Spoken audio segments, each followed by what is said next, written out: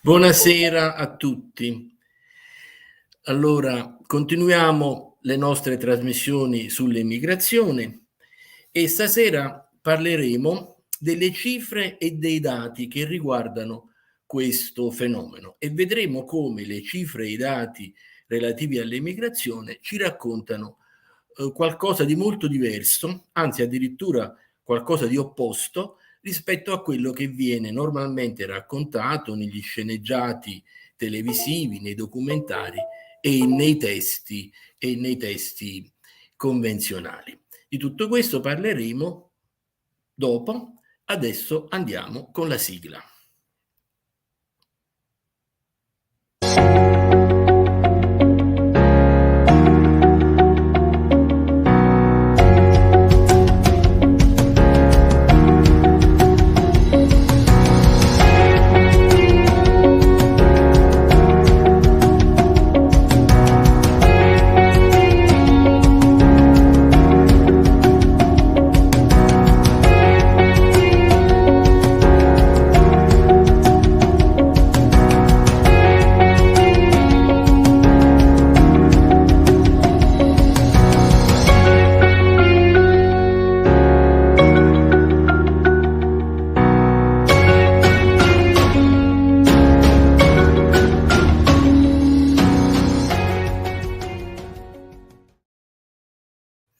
Eccoci quindi alla nostra 11ª puntata. Saluto tutti gli amici in ascolto, saluto il nostro regista Francesco Di Giorno che ci accompagna e quindi prima di addentrarci nell'argomento credo che sia necessario fare una premessa.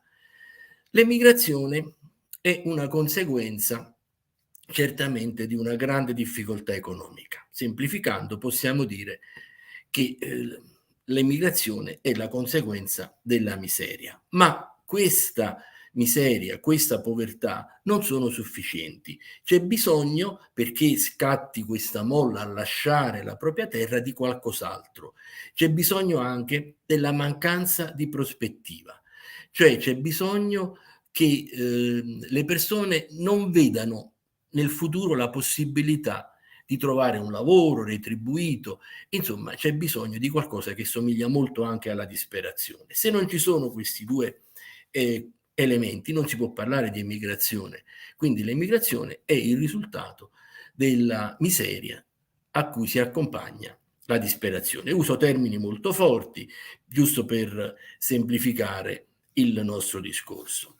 E allora se questa è la situazione, se questa è la realtà, e noi se esaminiamo i dati che riguardano l'emigrazione in Italia scopriamo qualcosa di inatteso. Scopriamo che l'emigrazione comincia nel nord Italia e che per moltissimo tempo rimane un fenomeno sostanzialmente settentrionale e anche quando andremo molto avanti nel 800, addirittura quando arriveremo al 900 vedremo che è ancora sostanzialmente in buona misura un fenomeno settentrionale. E quindi questo che cosa ci fa comprendere? Ci fa comprendere che non è assolutamente vera la vulgata secondo la quale nel nord c'era il benessere e che poi il nord è venuto al sud e ha portato qualcosa di positivo per il sud.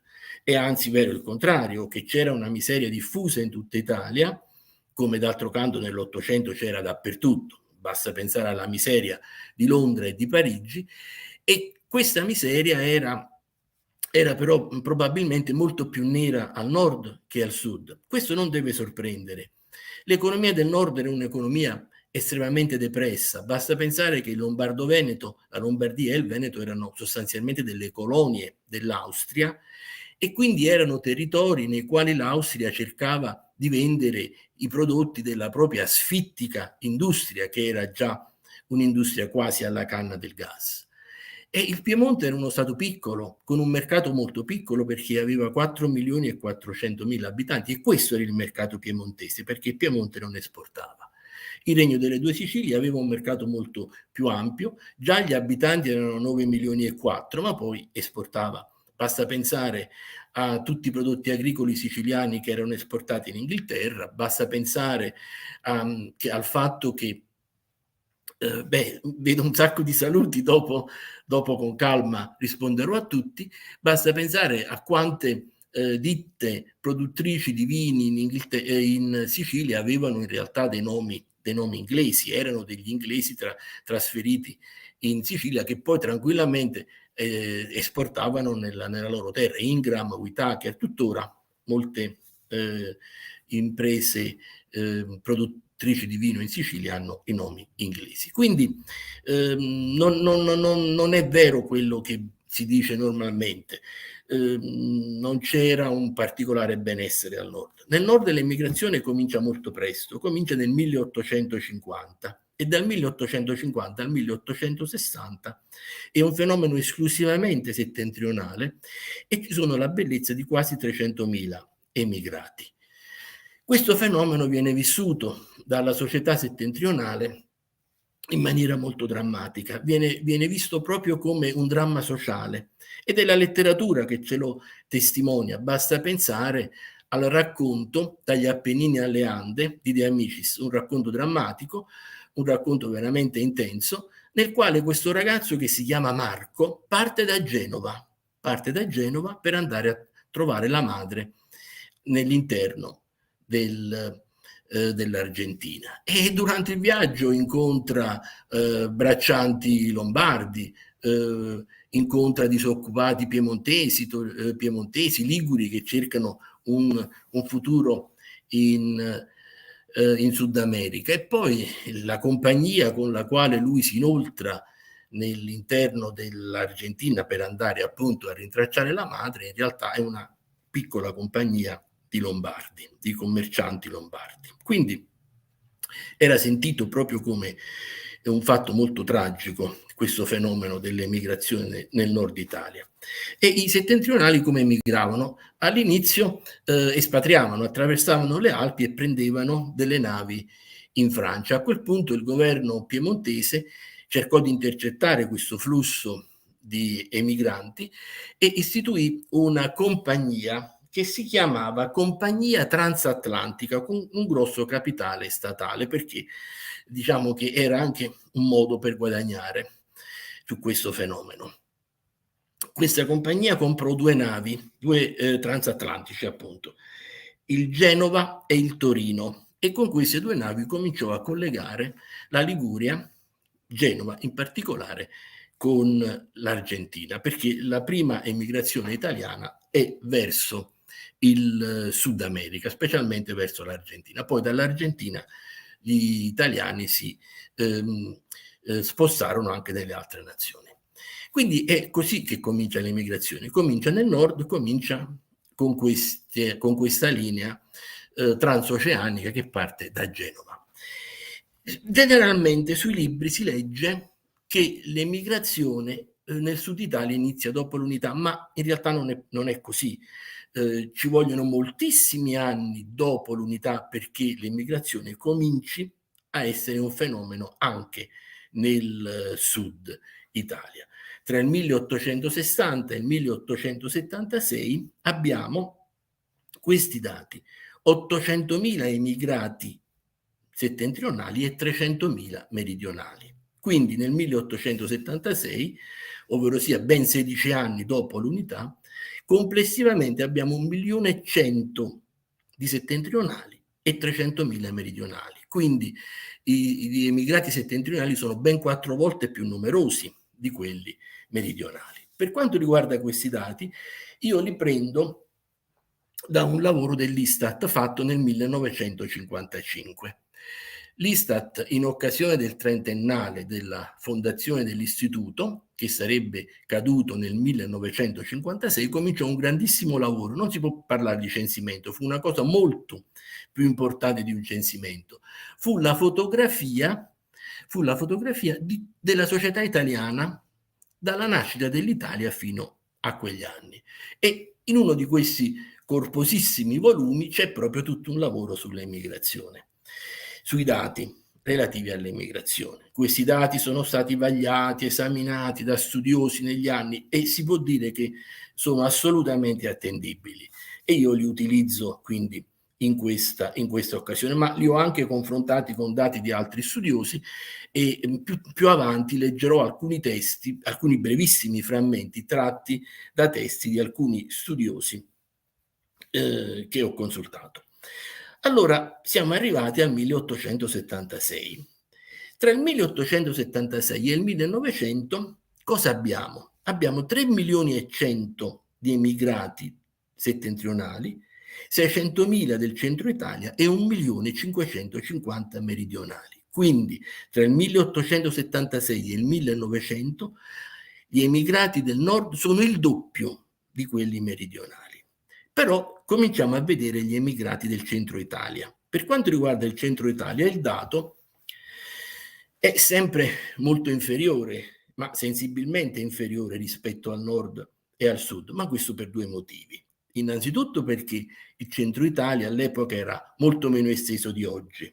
L'Emilia-Romagna faceva parte del nord e statisticamente viene sempre inserita nel nord. L'Abruzzo faceva parte del sud e statisticamente veniva sempre inserito nel sud. Quindi territorialmente il centro Italia si riduce di molto, ma poi non dobbiamo dimenticare che nel centro Italia c'era Roma, c'era il Lazio con Roma e Roma era la capitale e nelle ampie braccia della sua burocrazia accoglieva moltissimi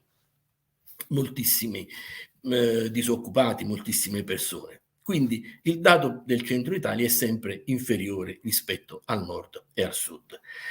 Ma cosa succede? Succede che tra il 1895 e il 1896 si inverte l'ordine dei dati, cioè incominciano a essere più numerosi i meridionali rispetto ai settentrionali. Oddio, sono passati anche 40 anni dall'unità, quindi voglio dire, il Sud ha resistito parecchio agli attacchi economici del Nord. Però succede una cosa alla quale il Sud non riesce più a reagire e nel 1887 viene varata una legge che introduce i dazi doganali. Questa legge è fatta a esclusivo interesse degli industriali del nord Italia, anzi del nord-ovest, i quali vogliono trasformare l'Italia in un mercato tutto a loro disposizione, non vogliono la concorrenza straniera, in particolar modo francese. Con questa legge vengono messi dei dazi doganali altissimi sui prodotti industriali francesi, addirittura di circa il 60% del valore. Quindi i prodotti industriali francesi diventano invendibili in Italia. L'Italia viene trasformata in un unico grande mercato per gli industriali del nord-ovest. Su questo fenomeno c'è un libro importantissimo di un economista leccese, Antonio De Viti De Marco, e il titolo di questo libro dice tutto.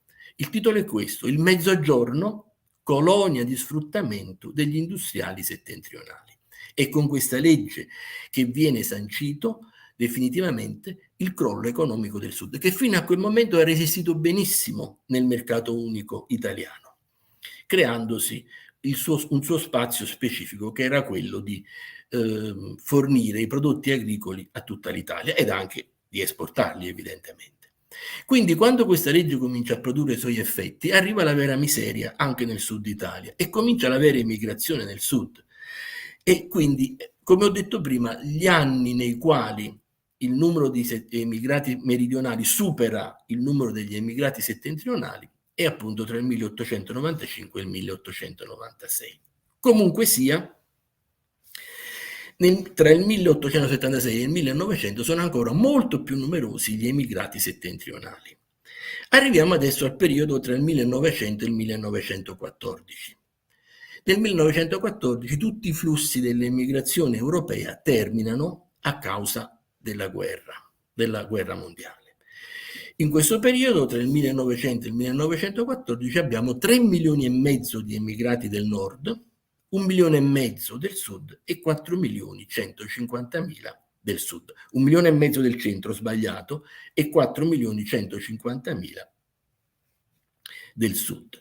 Nel 1914 finisce il primo grande flusso dell'emigrazione italiana. L'immigrazione italiana ha avuto 3 periodi, 3 momenti. Nel 1914 termina questo primo momento e termina con questi dati. Lo so che fare una puntata parlando di cifre e di dati è pesante, ma bisogna farlo per preparare, per dare modo nelle prossime puntate di commentare quello che stiamo dicendo ora. Bisogna saperle queste cose, perché i dati parlano, i dati ci raccontano le cose molto più di tante affermazioni di principio. E nel 1914, quando termina questo primo grande flusso, iniziato nel 1850, abbiamo questi dati: 7.250.000 immigrati del nord, 2.100.000 del sud e 6 milioni 2.100.000 del centro e 6 milioni del sud. Quindi 7.250.000 nord, 2.100.000 centro, 6 milioni sud. Gli emigrati settentrionali nel 1914 sono più numerosi di quelli del sud Italia, anzi sono numerosi quanto quelli del sud e del centro Italia messi insieme. Poi termina questo primo grande periodo e dopo la prima guerra mondiale comincia un secondo periodo dell'emigrazione.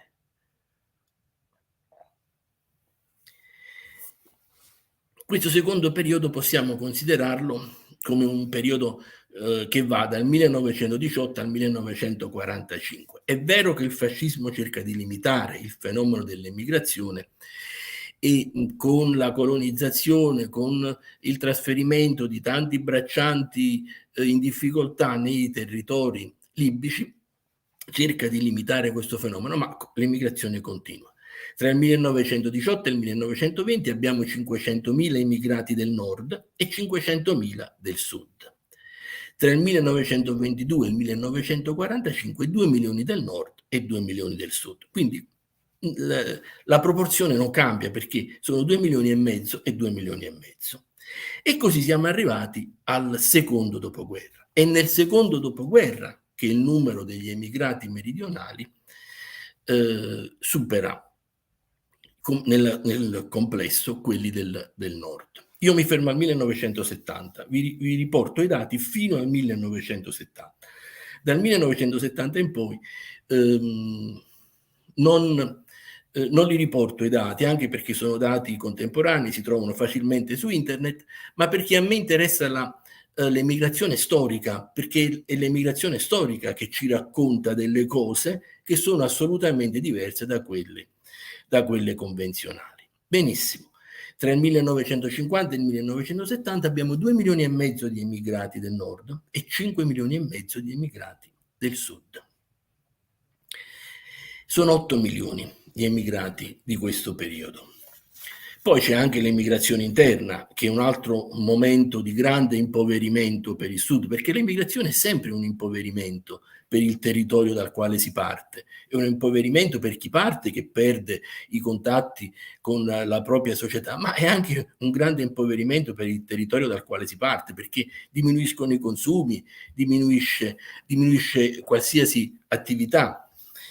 L'immigrazione interna, sempre fino al 1970, riguarda 4 milioni di meridionali che vanno verso il nord. Quindi pensate un po', 4 milioni di meridionali vanno verso il nord, 5 milioni e mezzo vanno all'estero, il sud ha perso 9 milioni e mezzo di italiani, di cittadini, tra il 1950 e il 1970. Ora, in conclusione, quanti sono gli emigrati italiani fino al 1970? Sono 28 milioni 350. Di questi 28 milioni, 10 milioni e 300 sono rientrati. E quindi restano 18 milioni di italiani all'estero. Ma questi 18 milioni sono diventati 30, 40, 50, non si sa, non si può neanche dire con esattezza. Forse tra 2 settimane, nella prossima nostra puntata, Michael potrà darci delle cifre più o meno precise sul numero di italiani o figli di italiani o discendenti di italiani presenti in America, ma comunque sono molti milioni. probabilmente se non ci fosse stata l'immigrazione, oggi invece di 60 milioni in Italia saremmo 100-110 milioni di persone. Quindi abbiamo detto, fino al 1970, 28 milioni 350 mila immigrati con 10 milioni e 300 mila rientrati. Quindi questi sono i dati nella loro asciuttezza che riguardano il fenomeno dell'emigrazione in Italia. E sono dati che appunto lasciano perplessi, perché ci raccontano delle cose che riguardano la nostra società completamente diverse da quelle che vengono normalmente raccontate sui canali ufficiali. Però questi dati sono incontrovertibili, cioè è così, è fuori di ogni dubbio che gli emigrati del nord siano stati per lunghissimo tempo più numerosi di quelli del sud, e quindi non si può immaginare che questo sia successo in una società benestante. C'era miseria anche al nord. Il nostro amico Claudio Saltarelli dice sempre che dopo l'unità si è risolta la questione settentrionale, che era enorme, perché c'era come un'enorme disoccupazione, si è risolta la questione settentrionale creando e incancrenendo la questione meridionale. E direi che possiamo essere ragionevolmente d'accordo con questa affermazione. Ora, il fenomeno dell'emigrazione genera anche dei flussi economici, le cosiddette rimesse. Il fenomeno delle rimesse è un fenomeno che diventa concreto solo da un certo momento in poi, e questo per due motivi. Innanzitutto perché all'inizio emigravano nuclei familiari interi, quindi non c'era proprio l'ipotesi di inviare soldi nel territorio di provenienza. E poi per moltissimo tempo, quando è cominciato appunto questo fenomeno di denaro inviato nei paesi di provenienza, la cosa è avvenuta in maniera assolutamente sotterranea, cioè i soldi si mettevano nelle buste, si spedivano per posta oppure si davano a amici che tornavano nei paesi di provenienza. Quindi non era contabilizzabile. È solo verso la fine dell'Ottocento che l'economia si organizza e mette in piedi alcuni strumenti che consentono il trasferimento di denaro in maniera virtuale, non più in maniera reale. Questi strumenti sono due: i vaglia postali internazionali e i bonifici bancari internazionali. I vaglia postali arrivavano poi negli uffici postali e dovevano essere accreditati su conti correnti, cioè ci voleva il conto corrente postale per poter fare un vaglia, che poi sarebbe stato incassato dalla famiglia. E i conti correnti postali costituivano la liquidità della Cassa Depositi e Prestiti, la quale Cassa Depositi e Prestiti faceva i prestiti ai piccoli comuni per piccoli lavori pubblici, principalmente legati all'edilizia scolastica. Ma, guarda caso, i comuni che si potevano indebitare erano quasi tutti del nord. Quindi questo flusso di denaro, che proveniva per metà da cittadini del nord e per metà da cittadini del sud, ha finito per favorire sostanzialmente i cittadini del nord, paesi del nord. Vediamo adesso cosa succedeva con i bonifici bancari. I bonifici bancari venivano intercettati.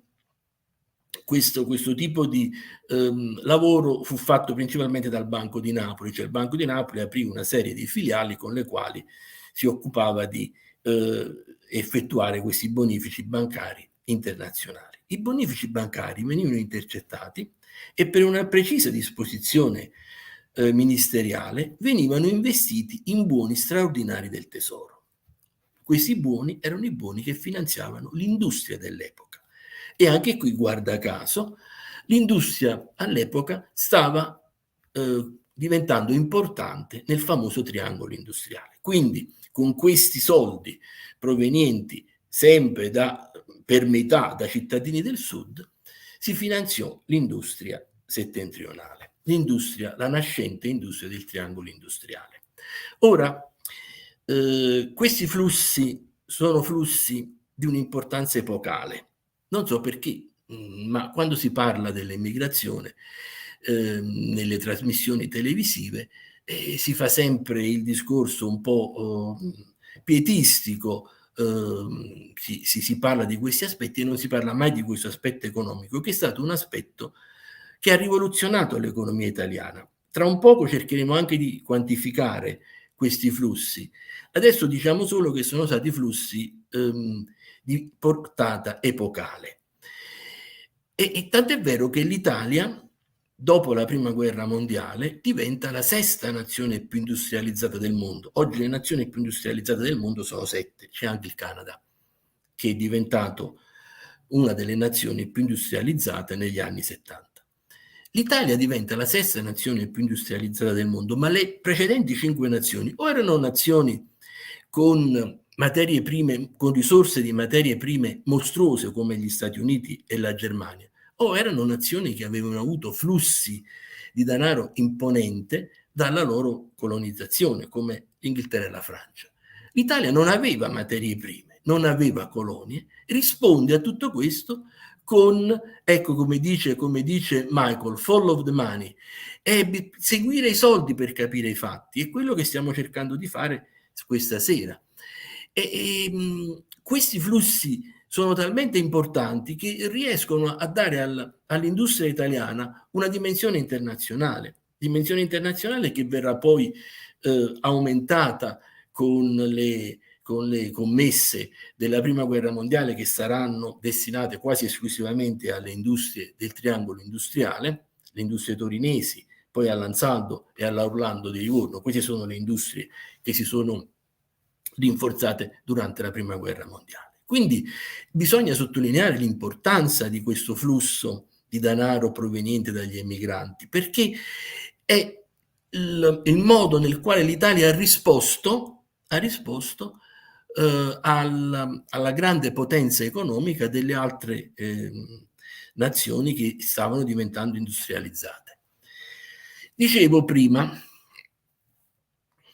diverse cose. La prima cosa, è evidente che i flussi economici provenienti dall'immigrazione non sono stati utilizzati in maniera equa, sono stati utilizzati prevalentemente a favore del nord, il che non sorprende, perché dal 1860 in poi, come vedremo nelle nostre future trasmissioni, nelle nostre prossime trasmissioni, dal 1860 in poi è tutto un trasferimento di capitali dal sud al nord, la vendita dei terreni demaniali, la vendita dei terreni ecclesiastici, le monete di metallo prezioso del Banco di Napoli trasferite alla Banca Nazionale di Torino con la famosissima legge sul corso forzoso, eccetera. Quindi non c'è nulla di nuovo sotto il sole. Vengono utilizzati a favore delle industrie del nord, per finanziare la nascente industria del nord, per l'economia del nord. Ora, dicevo prima che avrei letto qualche breve passaggio di qualche testo che ho consultato quando ho fatto il mio lavoro quando ho scritto il mio capitolo sull'emigrazione nel mio libro. Il primo testo che vi leggo è dello studioso molisano Gino Massullo, il quale nel saggio Economia delle rimesse ci dice: gli osservatori dell'epoca parlavano di una fantastica pioggia d'oro.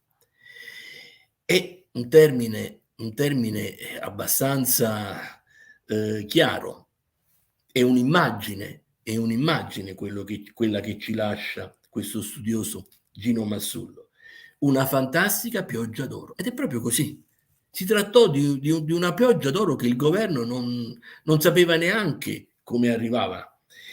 E per dare un'idea della reale portata di questo fenomeno, lo storico Stefano Pelaggi, nell'Altra Italia, emigrazione storica a confronto, ci dice: basti pensare che nei primi 15 anni del Novecento gli importi delle rimesse sono stati superiori al gettito derivato dalle imposizioni fiscali dello Stato, ossia gli emigranti hanno generato un flusso economico superiore alle tasse percepite nell'intera Italia. Cioè lo Stato italiano aveva doppie entrate. Le entrate che venivano dalle tasse, che erano scorticanti all'epoca, non ce lo dimentichiamo. Non è che oggi sia molto diversa la situazione. Comunque, e poi c'era un altro gettito pari a quello proveniente dalle tasse che lo Stato italiano incamerava senza nessuna difficoltà, senza dover fare nulla, ed era quello del gettito degli emigranti. Adesso passiamo alle cifre. Adesso vi leggo le cifre. Io ho anche cercato di attualizzare questi importi, ho cercato di utilizzare anche un convertitore che mi ha mandato Michael del Sole 24 Ore, ma devo dire la verità, non sono riuscito a fare a tirare fuori delle cifre veramente equivalenti a quelle odierne. È difficile rendere contemporanee cifre del 1900 perché il mondo è cambiato tutto e innanzitutto è cambiato il numero degli abitanti, insomma. Però vi dico le cifre dell'epoca e poi cerchiamo nei limiti del possibile di aggiornarle all'oggi. Allora, nel 1900 si arriva a 200 milioni. Le rimesse, quelle contabilizzate ovviamente, perché comunque, come ho detto, c'è un grande numero di rimesse che non vengono contabilizzate perché sono soldi che passano attraverso i pacchi della posta, attraverso gli amici. Comunque quelle contabilizzate sono di 200 milioni. Poi tra il 1901 e il 1905 si arriva a 300 milioni di media all'anno. Tra il 1905 e il 1910 si arriva a 500 milioni e 1911, 1912 e 1913 progressivamente si arriva ai 700 milioni. Poi 1914, come abbiamo detto prima, finisce tutto. Sono cifre enormi, sono cifre che rappresentano sostanzialmente l'equivalente di una manovra. Io ho cercato di aggiornarle e i 200 milioni secondo me sono pari a 1 o 2 miliardi di euro, più o meno, un paio di miliardi di euro. I 500 milioni sono 5-6 miliardi di euro e così via. Ora, dobbiamo tenere presente questo, che prima del coronavirus lo Stato italiano faceva delle manovre finanziarie di 20 miliardi di euro e oggi siamo il doppio della popolazione, anzi molto più del doppio, perché all'epoca gli italiani erano 26 milioni. E poi all'epoca tante cose lo Stato non le faceva, tante cose che lo Stato fa oggi, tante attività lo Stato non le finanziava. Quindi, grosso modo, ci troviamo con quello che dicono gli autori che ho letto, perché ci dice Stefano Pelaggi che le rimesse erano superiori al gettito derivante dalle imposizioni fiscali e che sostanzialmente praticamente l'Italia poteva fare 2 manovre, grosso modo, insomma. Quindi praticamente poteva, con i soldi presi dalle tasse, mantenere lo Stato, pagare gli stipendi, mantenere le strutture che lo Stato aveva all'epoca, che erano molto meno importanti delle strutture che lo Stato ha oggi, e con i soldi delle rimesse degli emigrati poteva finanziare tranquillamente lo sviluppo industriale del nord. E quindi questo è quello che ci raccontano i dati e le cifre sull'emigrazione. Io so benissimo che una trasmissione intera di dati e di cifre è difficile da seguire, però noi abbiamo il vantaggio che la trasmissione, sì, l'abbiamo fatta in diretta, ma rimane registrata, quindi se qualcuna di queste cifre può essere in questo momento un po' confusa nella mente di chi ci ascolta, può sempre andare a risentire quello che abbiamo detto. Ma queste cifre ci serviva dirle. Nella nostra prossima trasmissione le commenteremo e vedremo cosa hanno da dire su questo, tutto quello che io ho detto io oggi, i nostri amici collaboratori della nostra trasmissione, e spero di essere stato abbastanza chiaro. Mi sono impegnato per esserlo, ma non era proprio facilissimo. Detto questo, io vi saluto.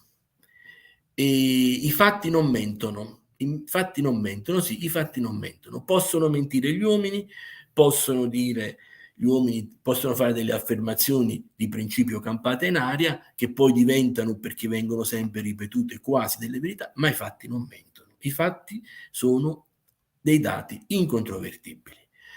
E vi ringrazio, vi rinvio. Giovedì prossimo c'è la trasmissione sulla storia italiana del dopoguerra, e tra 2 giovedì ci sarò nuovamente io. E buonasera, grazie a tutti.